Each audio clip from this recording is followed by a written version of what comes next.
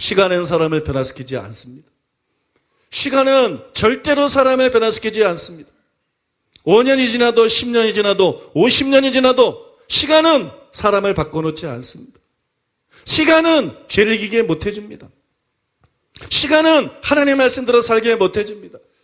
여기 계신 사람들 가운데 올해는 달라지겠지, 내년에는 달라지겠지 이러면서 10년을 지낸 분들이 있을 거예요.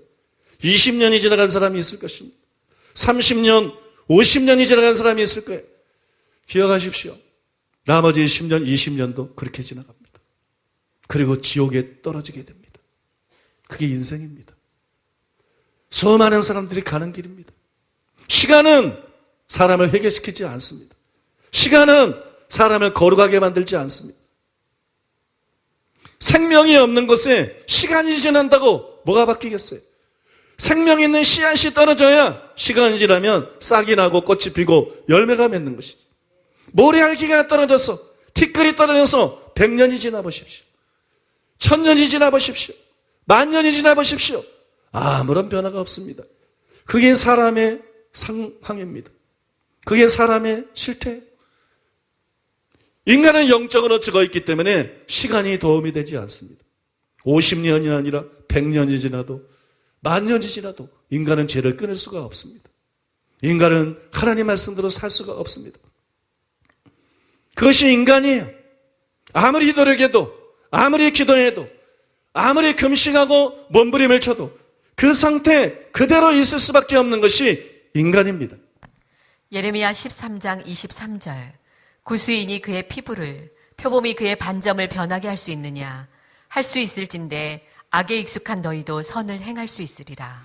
바울이 뭐라고 말했습니까? 향락을 좋아하는 이는 살았으나 죽었느니라. 향락을 좋아하는 이는 살았으나 죽었느니라. 그러므로 이 말씀 역시 영적으로 죽은 상태를 보여주는 거예요. 이게 영적으로 죽은 상태. 국수인이 피부 색깔을 바꿀 수가 없어요. 마찬가지로 우리도 죄를 끊을 수가 없어요. 선을 행할 수가 없어요. 왜? 죽어있기 때문에. 가능성이 없는 거예요. 표범이 그 반점을 없앨 수가 없습니다. 털을 다 뽑아도 다시 또 반점 있는 털이 나옵니다. 이것이 여러분 인간의 현실이에요. 인간은 죄를 이길 수가 없습니다. 인간은 말씀대로 행할 능력이 없습니다. 이것이 인간이에요. 그래서 수많은 사람들이 절망합니다. 좌절합니다. 이것이 지식이 아니라 수많은 사람들의 경험입니다. 그러나 그럼에도 불구하고 절망할 필요가 없습니다. 왜냐하면 아브라함의 죽은 것 같은 몸을 살린 하나님이 우리의 죽은 영을 다시 살려줄 수가 있기 때문이에요. 우리가 믿으면 주님의 부활과 연합이 이루어져서 죽은 영이 다시 살아납니다. 예수님을 죽음에서 다시 살리신 영이 바로 성령이 그 일을 하십니다. 우리가 믿으면 성령이 오셔서 우리의 죽었던 영을 다시 살립니다. 그래서 바울이 로마서 8장 1절에서 성령을 생명의 성령이라 그런 거예요. 성령은 말씀을 갖다 주는 게 아니에요. 성령은 종교나 의식을 갖다 주는 게 아니에요. 성령은 죽은 사람의 영에 생명을 갖다 줍니다. 생명을 갖다 줘요. 예수님께서 성령을 뭐라 그랬어요? 생명수 샘이라 그랬어요. 또 생수의 강이 너희 속에서 흘러나리라 그랬어요. 성령은 생명을 머금고 있습니다. 성령은 생명을 전달합니다. 이 성령이 우리 안에 들어오면 우리의 죽었던 영이 살아납니다. 그래서 죄를 이길 수가 있게 됩니다. 그래서 하나님께 바르게 반응할 수가 있게 됩니다. 즉 하나님 말씀대로 살 수가 있게 됩니다. 그래서 여러분 절망할 필요가 없는 거예요. 노력이 아니에요. 믿음뿐입니다. 이걸 믿는 거예요. 내가 복음을 제대로 깨닫고 믿으면 성경에 나와 있는 대로 약속한 대로 생명의 성령이 내 안에 들어온다는 걸 믿는 거예요. 믿습니까? 생명의 성령이 내 죽은 영을 살린다는 걸 믿는 거예요. 생명의 성령이 내게 새 생명을 준다는 걸 믿는 거예요. 생명의 성령이 나를 이전과는 다른 새로운 피조물로 만든다는 것, 선한 일을 위하여 새로 지으심을 받은 자가 되게 한다는 걸 믿는 거예요. 그래서 죄를 이길 수 있다는 걸 믿는 거예요. 그래서 의를 행할 수 있다는 걸 믿는 거예요. 새 언약이 뭐예요? 이걸 약속하는 겁니다. 다음 시간부터 새 언약에 대해서 자세히 제가 풀어서 말씀을 드릴 것인데, 여러분, 새 언약은 다른 게 아니에요. 새 언약은 단순히 피가 아니에요. 새 언약은 단순히 제사함이 아니에요.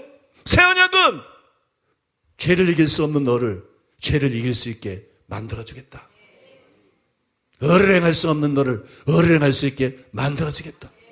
네가 해야 되는 것은 애쓰고 노력하는 것이 아니라 단순히 나를 어린아이처럼 믿는 것이다. 복음을 깨닫고 믿는 것이다. 예수님의 십자가를 믿는 것이다. 예수님의 부활을 믿는 것이다. 그러면 나의 죽음과 연합이 되고 나의 부활과 연합이 돼서 옛사람 죄의 몸은 죽어지고 성령, 생명의 성령이 너에게 오므로 말미암아 너희가 죽었던 영이 살아날 것이다. 너희가 새 생명을 갖게 될 것이다. 너희가 새로운 삶을 살게 될 것이다. 이걸 약속하는 게 새 언약이에요. 너무나 많은 사람들이 새 언약을 껍데기로 알고 있어요. 새 언약이 복음 아닙니까? 십자가를 믿으면, 예수를 믿으면 천국 간다. 이게 가짜지. 그게 새 언약입니까? 새 언약은 그거 아니에요. 복음은 그거 아니에요. 너희를 변화시켜 주겠다는 거예요. 구약의 여러분, 새 언약에 대한 예레미야의 진술을 보세요. 에스겔의 진술을 보세요. 내가 너희를 이렇게 변화시켜 주겠다. 그거죠. 그게 복음이에요. 그게 진짜 복음입니다. 믿습니까? 여러분이 해야 될 일이 뭐냐? 믿는 거예요. 어떻게 믿습니까? 여러분은 지금 벌써 믿기 시작하고 있는 거예요. 믿음은 들으면서 알기 때문에, 들음은 그리스도의 말씀으로 말미암기 때문에, 거기 그리스도의 말씀은 성경 말씀을 말하는 게 아니에요. 바로 복음을 말하는 거예요. 여러분 지금 그 복음을 듣고 있는 거예요. 이 복음을 들으면 여러분들 속에서 의심이 떠나가는 거예요. 이 복음을 들으면 여러분들 속에서 믿음이 올라오는 거예요. 그래서 복음을 바울이 믿음의 말씀이다 그런 거예요. 로마 10장에서 이 복음은 믿음의 말씀이다. 왜 복음은 지식을 주는 말씀이 아닙니다. 복음은 믿음을 주는 말씀이에요.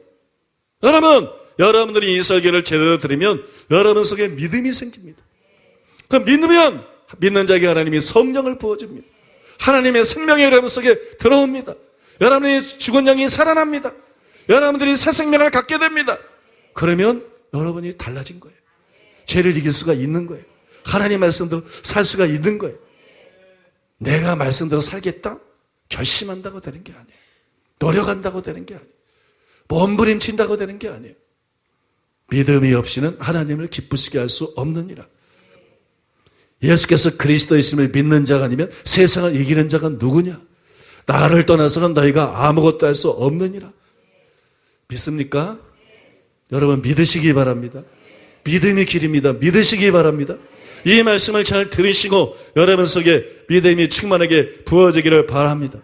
믿음은 말씀을 깨닫는 데서 오는 거예요. 들어서 깨닫는 데서.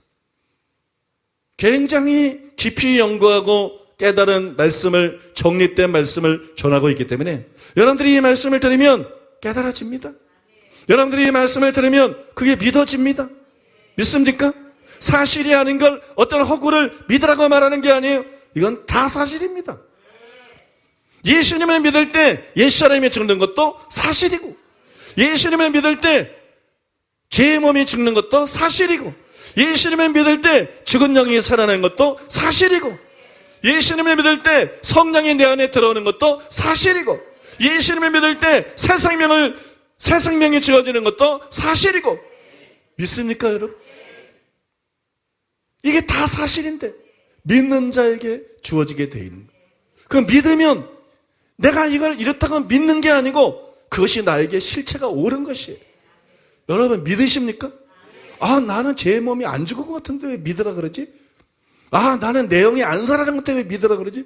복음을 믿으면 이렇다는 걸 믿으라는 것이 아니라 믿는 자에게 예수님이 십자가를 지셨기 때문에, 예수님이 부활을 하셨기 때문에, 예수님이 다 이루셨기 때문에, 예수님이 이미 대가를 지불하셨기 때문에 믿는 자에게 이것이 실체가 된다는 게 복음인 것입니다. 복음은 안 죽었는데 죽었다고 믿는 심리적인 게 아니고, 안 살았는데 살았다고 믿는 심리적인 게 아니에요. 복음은 실체를 가져옵니다. 믿음은 바라는 것들의 실상이다. 바라는 것들을 가져오는 게 믿음인 거예요. 보지 못하는 것들의 증거다. 보이지 않지만 실체인 것입니다. 여러분 믿으십니까?